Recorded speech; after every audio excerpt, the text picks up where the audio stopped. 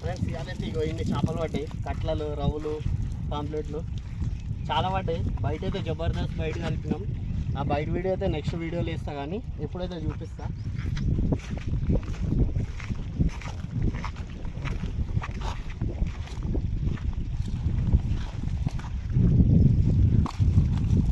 Correct టైంకి కట్లలు పడ్డాయి friends.